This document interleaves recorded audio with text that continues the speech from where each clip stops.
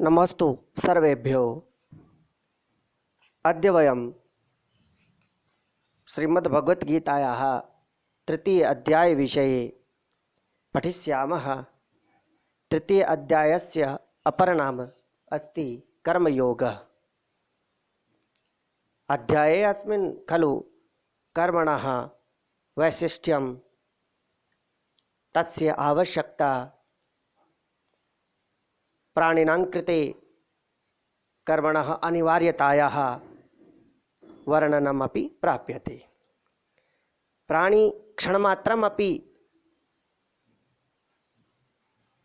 विकर्म दृष्ट्या न स्थिरो भवति।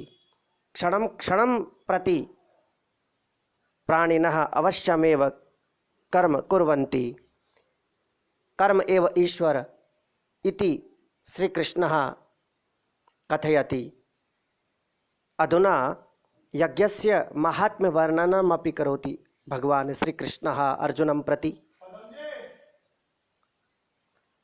भगवान् श्रीकृष्णः कथयति यत् यज्ञशिष्टाशिनो सन्तो मुच्यन्ते सर्वकिल्बिषैः भुञ्जन्ते ते त्वघं पापा ये पच्यन्त्यात्मकारणात् इति पूर्वमेव अस्माभिः पाठितम्। अधुना श्लोकोऽपि समायाति यत् अन्नाद् भवन्ति भूतानि पर्जन्यादन्नसम्भवः यज्ञात् भवति पर्जन्यो यज्ञः कर्मसमुद्भवः। अन्नादेव सर्वभूतानां प्रादुर्भावो भवति। अन्नस्य प्रादुर्भावो पर्जन्यात् भवति। पर्जन्यस्य प्रादुर्भावः यज्ञात् भवति तथा यज्ञस्य प्रादुर्भावः कर्मरीत्या एव भवति। अर्थात कर्मणः एव यज्ञस्यापि प्रादुर्भावो जायते। अन्नाद् भवन्ति भूतानि पर्जन्यादन्नसम्भवः यज्ञात् भवति पर्जन्यः यज्ञः कर्मसमुद्भवः।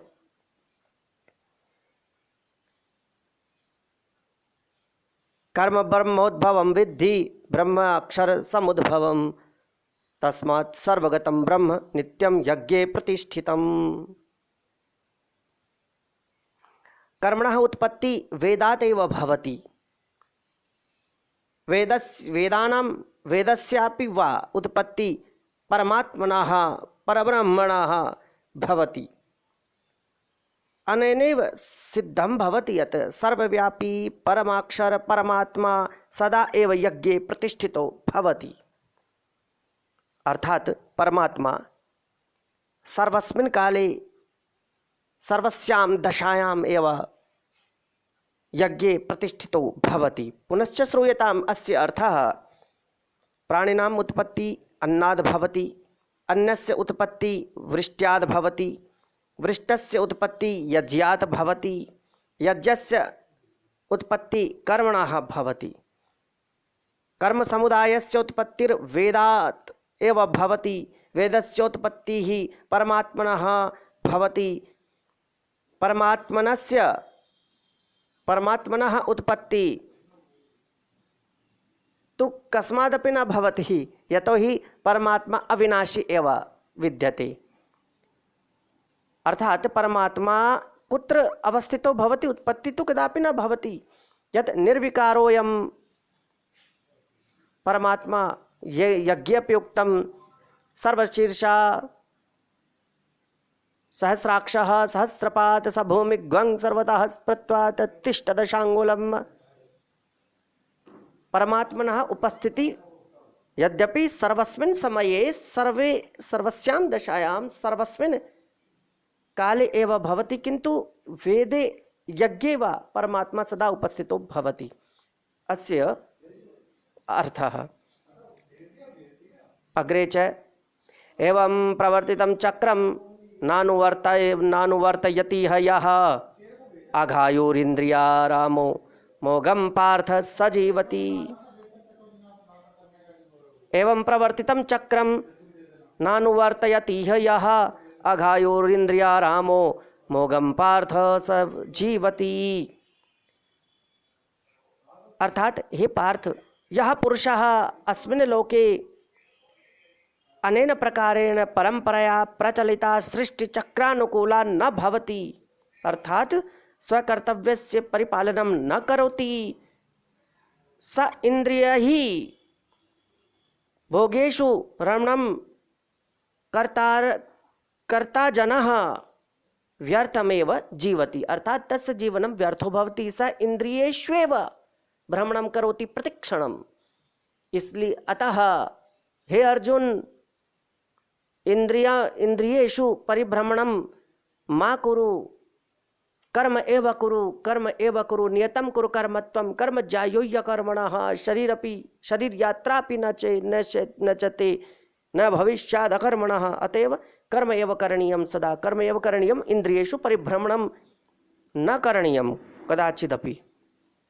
अग्रे च यस्त्वात्मरतिरेतेव स्यादात्मतृप्तस्य मानवः आत्मन्येव स संतुष्टस्तस्य कार्यं न विद्यते।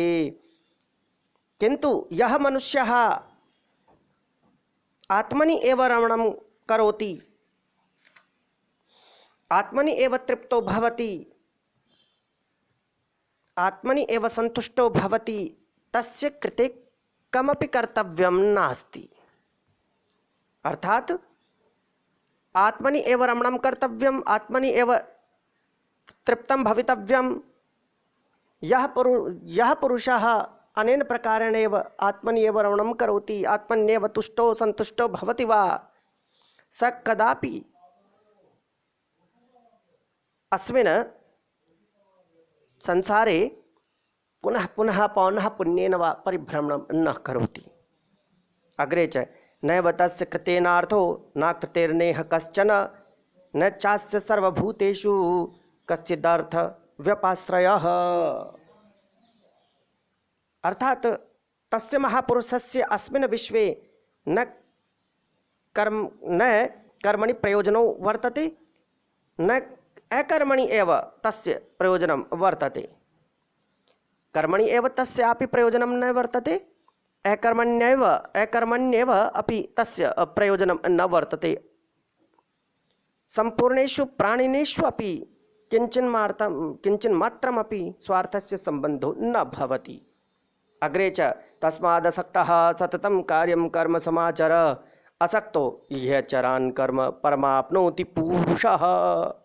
इस अतएव यह निरंतर आसक्ति रहितो भूत्वा सदा एव स्वकर्तव्यं करोति, सः पुरुषः आसक्ति रहितो भूत्वा परमाप्नोति, अर्थात परमपदस्य प्राप्तिं करोति। इदं सत्यं वर्तते। कर्मणेव हि संसिद्धिमा स्थिता जनकादयः लोकसंग्रहमेवापि समपश्यन् कर्तुमर्हसि।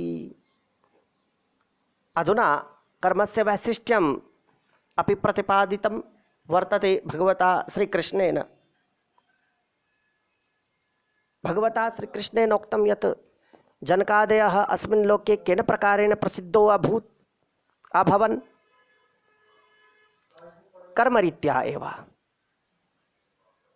स्वे स्वे कर्मम् अनुष्ठेत पुरुषः अस्मिन् लोके सिद्धिम् अवाप्नोति प्रसिद्धिं च प्राप्नोति इति भगवान् श्रीकृष्णः अस्मिन् कर्मयोगे नामके तृतीये श्रीमद्भगवद्गीतायाः अध्याये वर्णनं करोति।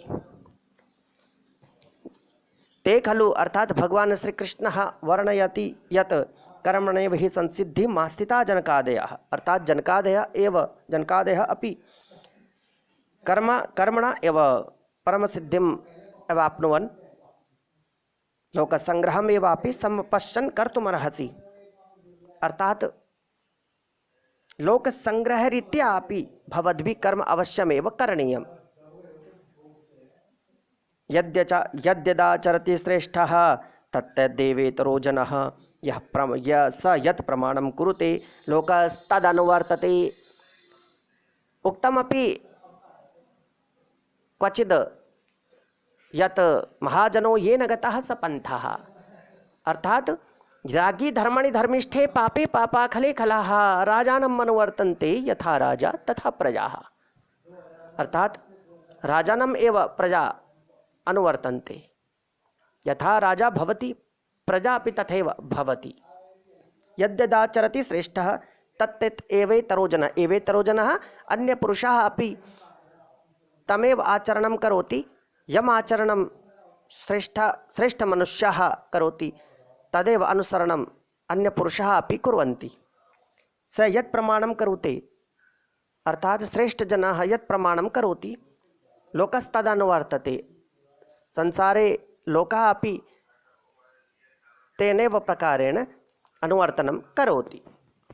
अर्थात कर्म अवश्यमेव करणीयम्। अतः नियतः कुरु कर्मत्वं कर्म ज्यायो ह्यकर्मणः। अर्थात अवश्यमेव पुरुषैः कर्म करणीयम्। धन्यवादः।